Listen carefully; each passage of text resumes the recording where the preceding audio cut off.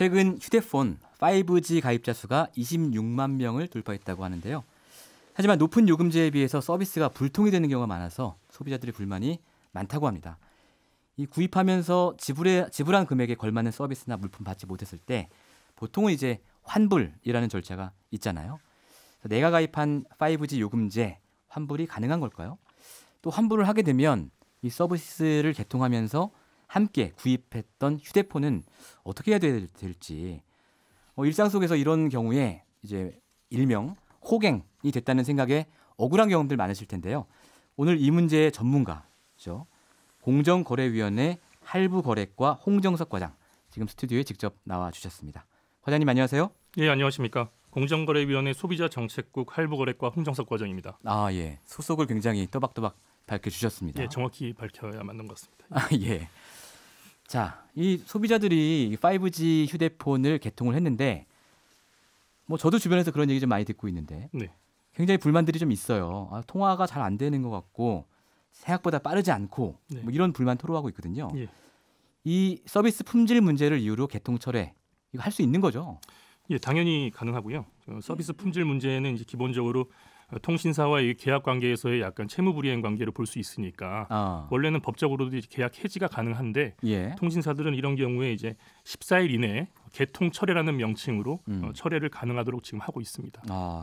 그런데 막상 내가 이제 개통 철회를 하고 싶을 때 가보면 잘 안 해줘요. 그렇죠. 네. 예, 이런저런 핑계를 들어서. 맞습니다. 특히 이제 휴대폰 같은 경우는 막 1년, 2년, 3년 약정을 하고 요금제 가입을 하잖아요. 예. 그래서 이제 대부분의 소비자들이 대리점에서 안 된다 그러면 그런가 보다 하고 돌아오는 경우가 많거든요. 네, 맞습니다. 어떻게 해야 되죠, 이런 때? 일단은 아까 말씀드린 바와 같이 소비자의 고유의 권리입니다. 지금 서비스에 관련된 부분은 개통 철회라고 말씀을 드렸는데 기본적으로 이 해지를 안 해주는 이유는 이제 휴대폰에 주로 이유가 있습니다. 왜냐하면 휴대폰이 굉장히 고가고, 그렇죠. 한번 이제 소비자가 사용한 휴대폰에 대해서 우리나라 국민들이 아직까지는 남이 사용한 휴대폰을 사용하기 싫어하는 인식이 굉장히 강하기 때문에 요 감가상각이 굉장히 크게 일어나는 부분인데 이 부분에 대한 이제 부담을 사업자 또는 아니면은 이제 대리점, 통신사가 져야 되는데 예. 그 부분에 대한 부담이 크기 때문에 기본적으로 지금 소비자들한테 그 부담이 전가되고 있는 상황입니다. 이제 일단 한번 개통됐던 폰이다. 그러면 제값받기 어려우니까. 맞습니다. 통신사나 대리점 입장에서는 웬만하면 안 해주려고 하는데. 그렇죠. 그러면 이제 그때 소비자들이 내가 라디오에서 들었는데 공정위 과장이 나와서 된다고 하더라. 이렇게 얘기하면 되는 거예요? 그렇게 말씀만 하시면 안 되고요. 예. 일단은 법적인 권리라고 말씀을 드렸는데 예. 저희 이제 공정에서 관리하고 있는 할부 거래에 관한 법률이 있습니다. 거기 보시면 이제 자동차 등 이제 일부 품목을 제외하고는 계약하신 날로부터 7일 이내에는 청약 철회, 즉 쉽게 말씀드리면 이제 취소를 할 수가 있습니다. 물론 할부로 거래하셨을 때에 해당되는 얘기입니다. 할부로 거래했을 때. 근데 대부분 할부로 하니까. 맞습니다. 휴대폰을 할부로 많이 사시기 때문에 할부를 하신 경우에는 7일 이내에 안 해주더라도 기기를 반납을 하시고 청약 철회 의사 표시를 분명히 하신 이후에 처리를 하셔야 되기 때문에 보통 안 해준다 그러면 포기하고 그냥 기계를 들고 나오시거든요. 맞아요. 근데 기계를 분명하게 반납을 하셔야 됩니다. 그래야 청약 철회의 효과가 발생하는 거거든요. 그런 다음에 저희 공정이나 소비자원 이 관계 당국에 이제 도움을 요청하시거나 원래는 법원에 당연히 이제 소송을 통해서도 그 권리 관계를 밝히실 수가 있는 부분입니다. 예. 그러면 아까 청약 철회 의사를 분명히 밝혀야 한다라고 하셨는데 그것에 증거를 남겨둘 필요도 있습니까? 녹음을 한다든가. 일단 기본적으로는 내용 증명이나 사실 그 의사 표시를 분명하게 할 수 있는 절차를 하는 것도 중요하겠지만 기기를 반납하고 그 대화한 사실은 사실 기계를 반납하면서 통신 서비스나 이 휴대폰을 계속 이용하겠다는 의사를 가지고 있지는 않지 않습니까? 그러니까 상식적으로는 당연히 의사 표시가 있다고 볼 텐데 더 확실하게 하시기 위해서는 말씀하신 것처럼 어떠한 본인이 그 서면을 주고 온다거나 그 확인을 받는다거나 그런 절차가 이루어지면 더 확실하겠죠. 그렇군요. 근데 이제 이렇게 얘기하잖아요. 보통 계약서를 쓰는데 우리가 휴대폰 개통할 때 계약서가 굉장히 깨알 같고 그래서 다 못 읽어봐요, 솔직히. 맞습니다. 그래도 이제 공정위 입장에서 볼 때 이 정도는 미리 좀 확인해야 되지 않냐? 소비자들이 이런 부분이 뭐가 있습니까? 지금 말씀드린 것처럼 그 휴대폰을 할부로 많이 거래하시기 때문에 할부로 거래하지 않으시면 사실 거래서 상에 이제 이런 청약 철회권이나 이런 것들을 확인하시기는 힘든 부분이고요.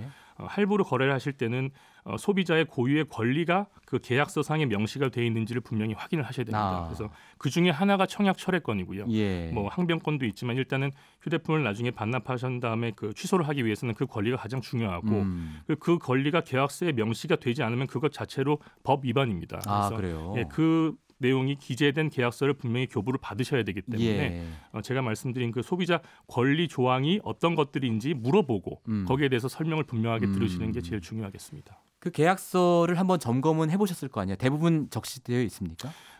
저희가 사실 작년에 그 실태 조사를 해서 12월 정도에 보도 자료를 낸 적이 있는데요.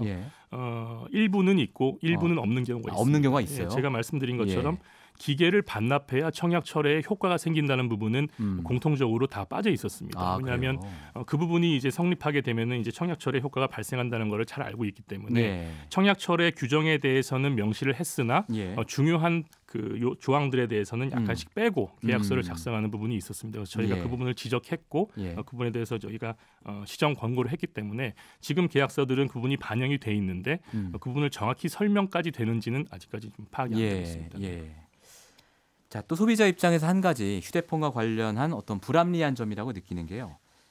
보통은 이제 요금제랑 결합해서 2년 약정, 뭐 저는 3년 약정인데 3년 약정 이런 식으로 많이 하잖아요. 기기값도 나눠서 내고. 맞습니다. 그런데 정작 휴대폰의 AS 기간, 품질 보증 기간은 1년밖에 안 되는 경우가 많아요. 그래서 이제 막 그 별도의 돈을 내고 휴대폰 보험에 가입을 한다든가 이런 경우가 있거든요. 이 부분은 좀 소비자 권리를 요구할 수 있는 부분은 없습니까? 말씀하신 것처럼 보통 휴대폰을 2년 정도 사용하시, 2.7년 정도 사용하는 걸로 제가 알고 있고, 평균.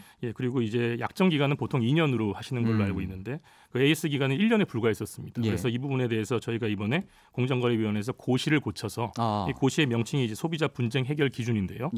고시를 고쳐서 이 기간을 1년에서 2년으로 연장을 했습니다. 그래요? 그래서 앞으로는 2년의 그 AS 기간을 보장 받으실 수 있기 때문에 이 부분도 좀 유념하셔가지고 구입을 하시면 좋을 것 같습니다. 공정위가 오랜만이라고 하면 좀 안 되겠지만 안 됩니다. 칭찬받을 일을 자주 하고 있습니다. 하셨고요. 자, 방금 이제 소비자 분쟁 해결 기준 개정안 이거 말씀해 주셨는데 이 안에 이제 휴대전화 관련 내용 말고 다른 내용도 좀 들어 있습니까? 저 관심을 가지실 만한 내용만 추려서 말씀을 드리면 이제 노트북 메인보드가 이제 AS 품목에서 제외가 돼 있었는데 그 부분도 이제 AS 품목으로 이제 지정이 됐고요. 태블릿 PC도 마찬가지로 보증 기간이 이제 명시가 안 돼 있는 경우가 많았었는데 그 부분도 저희가 이제 내용을 규정했습니다. 그리고 이제 KTX나 이제 고속 열차에 대해서는 이제 지연 부상에 대한 규정이 있었는데요. 무궁화 5나 이런 일반 열차에 대해서는 보상 규정이 없었습니다. 그동안 KTX만 좀 부족한 상황이었는데 그 부분에 대해서 고속 열차와 이제 동일한 내용으로 저희가 규정을 해서 보상을 받으실 수 있고요. 그리고 사실 열차표를 샀는데 열차가 이제 시간을 맞추기가 힘들어서 못 타신 경우들이 있지 않습니까? 그 승객 본인의 잘못으로. 맞습니다. 그런 경우에도 85%까지 보상이 가능하도록 내용을 규정했으니까요. 그 내용을 꼼꼼히 보시고 열차가 떠났더라도 당황하지 마시고 일정 부분 그 환불을 받으시는 게 좋을 것 같습니다. 85%면은 굉장히 크죠. 근데 이 소비자 분쟁 해결 기준이라는 거는 법은 아니죠? 뭐 강제성이 있는 건 아니죠? 아까 말씀드렸다시피 이거는 이제 법 밑에 있는 고시라는 이제 명칭을 가지고 있는 그 규정인데요. 이 부분은 이제 법적인 강제력은 없습니다. 하지만 그 위법성 판단 기준으로 굉장히 실효성 있게 작용을 하고 있기 때문에 이제 뭐 법원의 이제 뭐 재판이나 이런 데들에서 이제 일정 기준으로 작용을 하기 때문에 일정 부분의 구속력은 가진다 이렇게 보시면 좋을 것 같습니다. 일정 부분의 구속력은 있다. 자, 오늘 공정위의 과장님이 직접 출연하셔서 소비자들이 꼭 알아야 할 뭐랄까요? 꿀팁이랄까요? 이런 것들을 지금 소개를 해주고 계신데요. 3074번님께서 진짜 또렷하게 상세 설명 멋지세요. 음성도 좋으시고 신뢰감 팍팍 뭐 이런 문자 보내주셨네요. 지금 공정에서 제일 안 좋은 편입니다. 아시는 분이 아닐지. 자, 오늘 어차피 이제 저희가 짧은 시간에 다 얘기하지 못했잖아요. 다음에 좀 이제 또 나오신다면 소개하고 싶은 소비자의 권리 뭐 어떤 것들이 있습니까?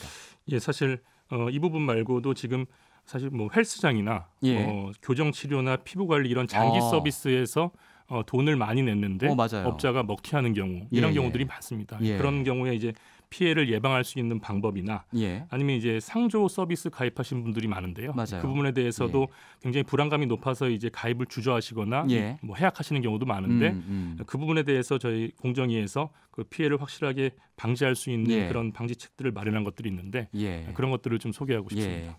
제가 들으니까 이 상조업계의 저승사자라고 들었습니다. 김상조 위원님께서 계시기 때문에 그런 말씀을 전합니다. 예. 우리 홍정석 할부거래과장 오늘 청취자들에게 많은 도움이 되는 정보 주셔서 감사하고요. 오늘 말씀 여기까지 듣겠습니다. 네, 감사합니다. 감사합니다. 평일 아침 7시 20분 시민보의 시선 집중.